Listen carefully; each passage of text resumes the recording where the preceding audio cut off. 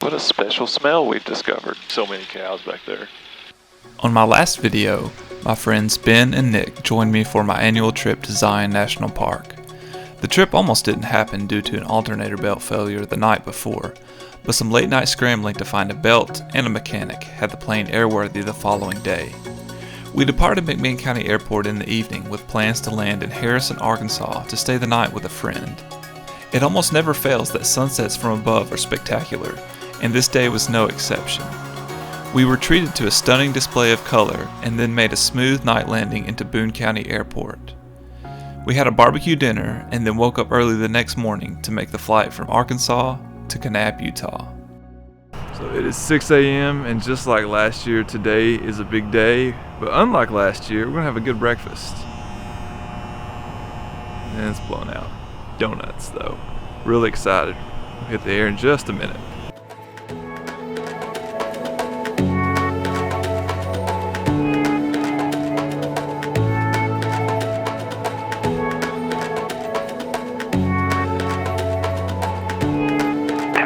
Boone County Airport.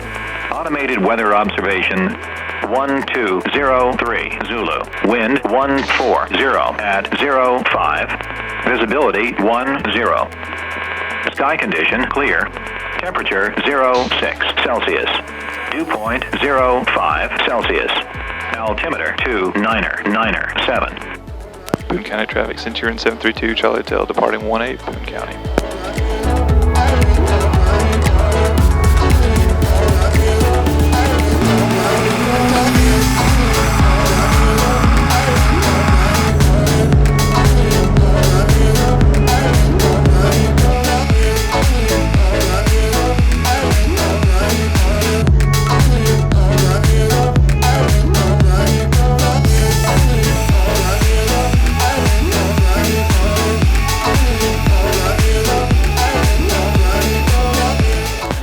Traffic, Centurion 732, Charlie Hotel, departing the area to the west, Boone County. Boone County traffic, Grand 5 Lima Sierra, departing 18, heading out to the west, Boone County. I'll keep you inside on, I'll come up on your right side. Traffic, 5 o'clock, low, less than 1 mile. It's amazing what that second engine bolted onto a wing will do for you.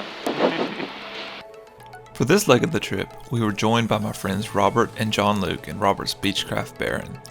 The laws of horsepower and aerodynamics being what they are, meant that Robert's plane was a touch faster than the 210. Oh well, at least my fuel burn was better. We set our course direct to Hereford, Texas to pick up some cheap fuel before continuing on to Kanab.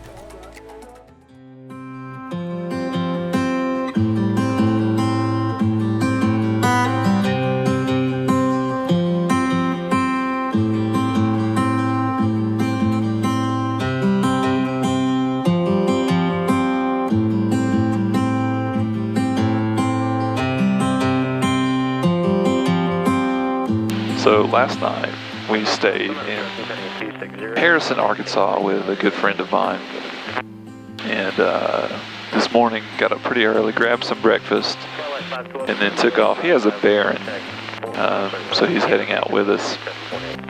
Took off, he blew past me. He's about 20 miles ahead right now.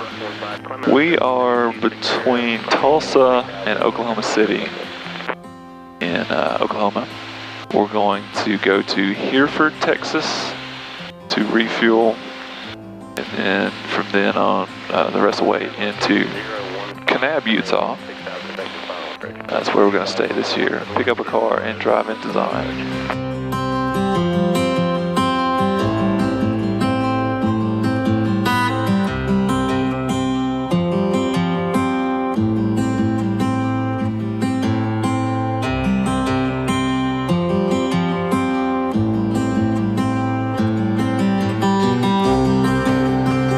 This is going to be the last civilization we see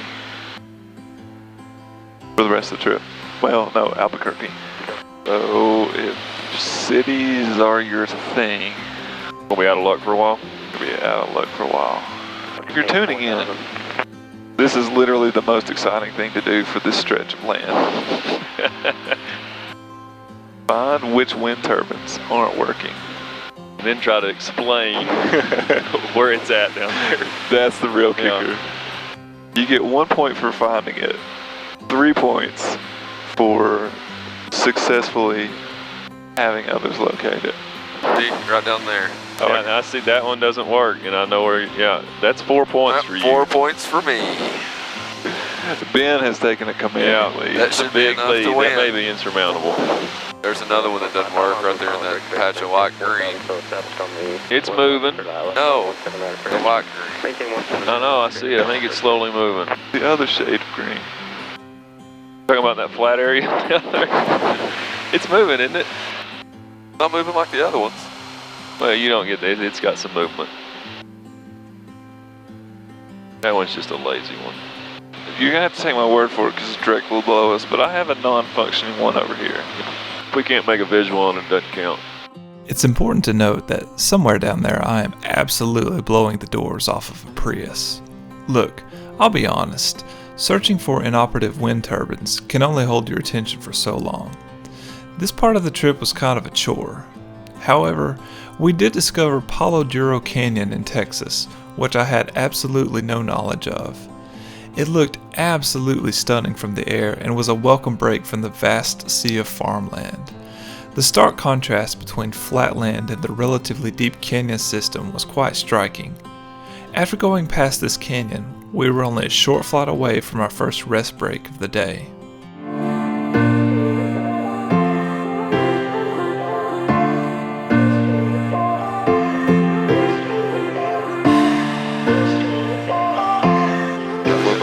Houston to maintain 5,700. Hereford's 12 o'clock, 15 miles. Let me know when you get inside. Descend maintain 5,700. I can go ahead and cancel IFR 732 Charlie Hotel. Hereford traffic since you're in 732 Charlie Hotel, downwind 20 Hereford.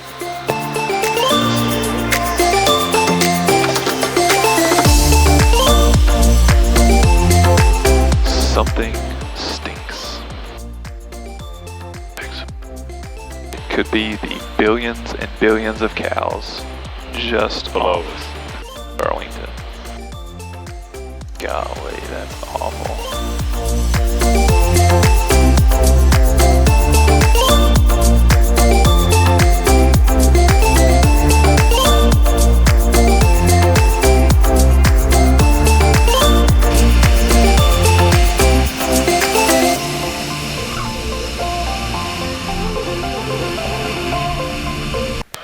That sucked.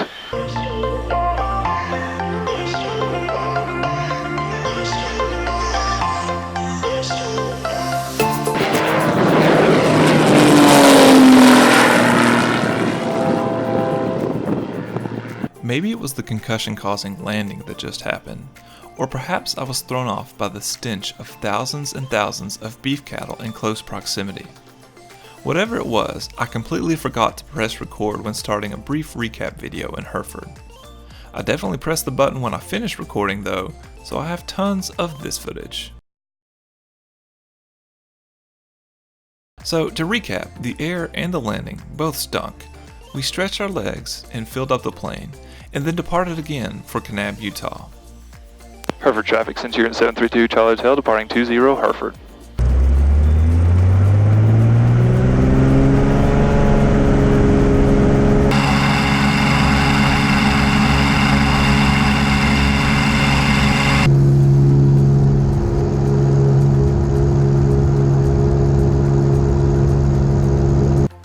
Hereford traffic since you're in 732 Charlie Hotel, departing the area to the west, Hereford. Since you're in 732 Charlie Hotel, cleared to Kanab as filed via direct Albuquerque VOR, then as filed. Climb maintain 10,000, 732 Charlie Hotel. In November 2 Charlie Hotel, read back correct. Contact Albuquerque Center 127.85. 2785, have a good day. As I was envisioning this trip, the part that excited me the most was the land between Albuquerque and Utah.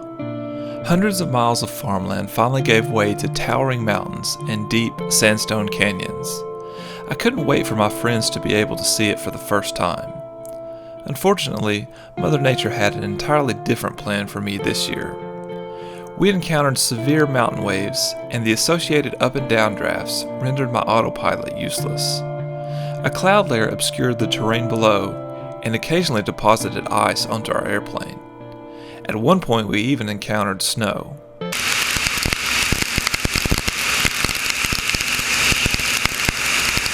Hours of flying in constant turbulence at 12,000 feet slowly eroded my morale. At the start of the flight, I couldn't wait to fly over Zion again. By the time we reached the northern part of New Mexico, I couldn't wait to be on the ground. It was the most exhausting stretch of flying I've ever been a part of.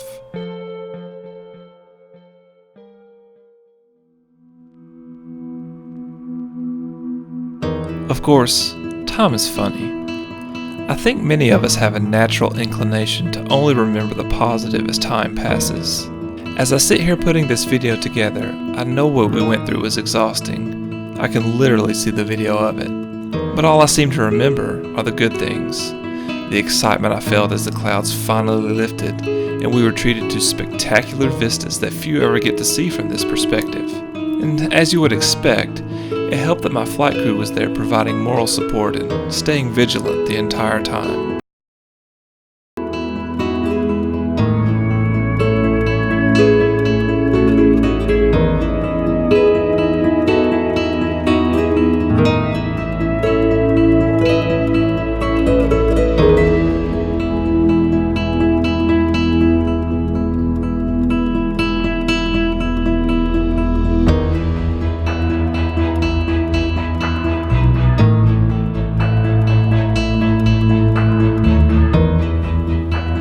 Kanab traffic, since you're in 732 Charlie Hotel, final 19 Kanab.